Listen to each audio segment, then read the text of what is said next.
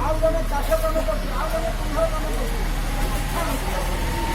ବ୍ରାହ୍ମଣ କାମ କରୁଛି, ତା ଝିଅ ଗୋଟେ ଚାଷୀ ଜଣେ ଚାଷ କାମ କରୁଛି, ତା ଝିଅ ଜଣେ ହାରି ଘଟିଗଲା, ତା କାମ କରିପାରିଲାନି। ଏମିତି 3 ଯୁଗ ଗଲା, ଯୁଗକ 12 ବର୍ଷ।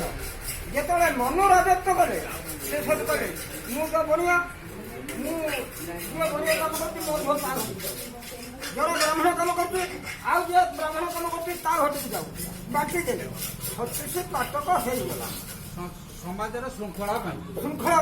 ସବୁ ତାପରେ ଶୁଣନ୍ତୁ, ଆମର ଶଙ୍କରାଚାର୍ଯ୍ୟ ବିଷ୍ଣୁପୁର ଅବଧାରୀ ସିଏ 36 ପାଟକ ଘରେ ପୁରୋହିତି କରନ୍ତି, ସମସ୍ତ ଘରେ ଖାଆନ୍ତି। ସିଏ ବ୍ରାହ୍ମଣ ବେଦ କର୍ମକାଣ୍ଡ ସେଇ ସୃଷ୍ଟି କଲେ।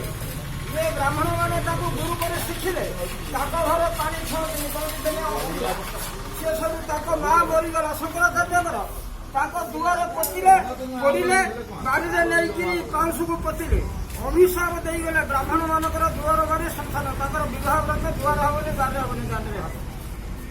ବ୍ରାହ୍ମଣ ସତ୍ୟ ଯୁଗରେ ହାରିଆଣୀ ପୁଅ ବେଶ୍ୟା ନାତି, ବଶିଷ୍ଠ ମା ହେଇଥିଲେ, ବଶିଷ୍ଠ ହଉଛନ୍ତି ବେଶ୍ୟା ପୁଅ, ବାହା ହେଇଥିଲେ ହାରିଆଣୀକି। ସେଠି ଦ୍ୱାପର ଯୁଗରେ କେଉଟୁଣୀ ପୁଅ, ବ୍ୟାସଦେବ ବାହା ହେଇଥିଲେ କେଉଟୁଣୀକି। କେଉଟ ଘରେ ଦାନ ପିନ୍ଧିଲେ ବ୍ରତ ହନ୍ତିନି ବ୍ରାହ୍ମଣ ପିଲା।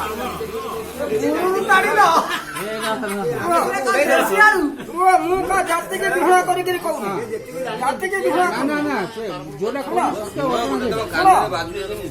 ପଞ୍ଚପୁତ୍ର ବ୍ରହ୍ମା ସୃଷ୍ଟି କଲେ।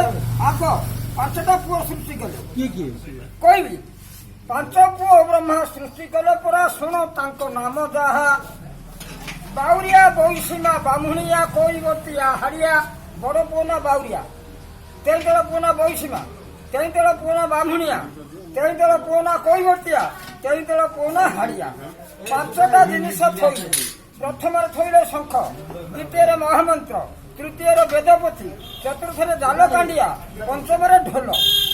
ବଡ଼ ପୁଅ ହଉଛି ବାଉରିଆ, କହିଲେ ତୁ ଇଥିରୁ କାହାକୁ ନେଲୁ, ଗଲା ଶଙ୍ଖ ବଜେଇଲା।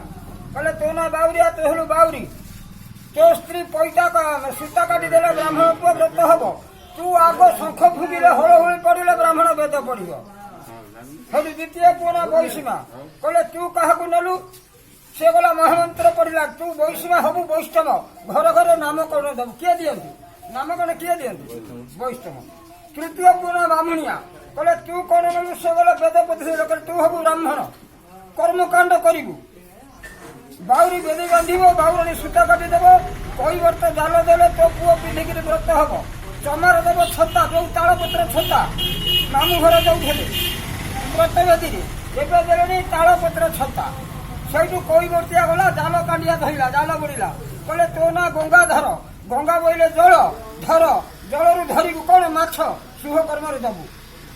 ସେଇଠୁ ପଞ୍ଚମ ପୁଅ ନା ହାଡ଼ିଆ, ଛୁଆ ହେଇଥିଲା ଢୋଲ, ଗଲା ଢୋଲ ବଜେଇଲା।